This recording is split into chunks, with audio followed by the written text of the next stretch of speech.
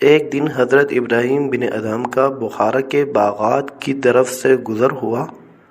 آپ ایک نہر کے کنارے جو باغات کے اندر سے ہوتی ہوئی گزرتی تھی بیٹھ کر وضو کرنے لگے۔ آپ نے دیکھا کہ نہر کے اندر ایک سیب بہتا ہوا آ رہا ہے۔ خیال کیا کہ اس کے کھا لینے میں کوئی مذائقہ نہیں، چنانچہ سیب اٹھا کر کھا لیا۔ جب سیب کھا چکے تو دل میں یہ وسوسہ پیدا ہوا کہ میں نے سیب کے مالک سے اجازت نہیں لی اور میرا یہ کھانا ناجائز ہے۔ اس خیال سے باغ کے مالک کے پاس گئے اور جا کر اسے اس امر کی اطلاع دے دی تاکہ اس کی اجازت سے حلال مباح ہو جائے۔ چنانچہ باغ کے دروازے پر دستک دی جہاں سے یہ سیب آیا تھا۔ آواز سن کر ایک لڑکی باہر آئی۔ آپ نے اس سے کہا کہ میں باغ کے مالک سے ملنا چاہتا ہوں، اسے بھیج دیجئے۔ اس نے عرض کیا کہ وہ عورت ہے۔ آپ نے فرمایا کہ اچھا، اسے پوچھو کہ میں خود حاضر ہو جاؤں۔ چنانچہ اجازت مل گئی اور آپ اس خاتون کے پاس تشریف لے گئے اور سارا واقعہ اس کو سنایا۔ عورت نے جواب دیا کہ باغ کا نصف حصہ میرا ہے اور نصف سلطان کا ہے۔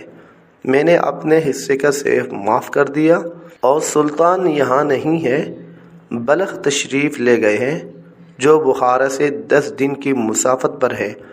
چنانچہ اس نے اپنا سیب کا نصف حصہ تو آپ کو معاف کر دیا، اب باقی رہا دوسرا نصف۔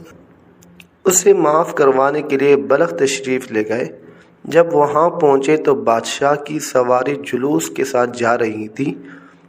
اسی حالت میں آپ نے سارے واقعے کی بادشاہ کو خبر کر دی اور نصف حصہ سیب کے معاف کرانے پر طالب ہوئے۔ بادشاہ نے فرمایا اس وقت تو میں کچھ نہیں کہتا، کل میرے پاس تشریف لے آئے، میں اس وقت کچھ کہہ دوں گا۔ بادشاہ کی ایک نہایت ہی خوبصورت حسین جمیل بیٹی تھی اور بہت سے شہزادوں کی طرف سے پیغام نکاح آ چکے تھے، لیکن اس شہزادی کا باپ یعنی بادشاہ انکار کر دیا کرتا تھا کیونکہ بیٹی عبادت گزار اور نیکوکاروں کو بہت پسند کرتی تھی۔ اس لیے اس کی یہ خواہش تھی کہ دنیا کے کسی مشہور زاہد سے ان کا نکاح ہو۔ جب بادشاہ محل میں واپس آیا تو اپنی لڑکی سے ادہم کا سارا واقعہ بیان کیا اور کہا کہ میں نے ایسا شخص نہیں دیکھا کہ صرف نصف سیب حلال کرانے کے لیے بخارا سے یہاں بلخ آیا ہے۔ جب لڑکی نے یہ کیفیت سنی تو نکاح منظور کر لیا۔ چنانچہ حضرت ابراہیم بن ادہم دوسرے دن بادشاہ کے پاس آئے تو بادشاہ نے ان سے کہا جب تک آپ میری بیٹی کے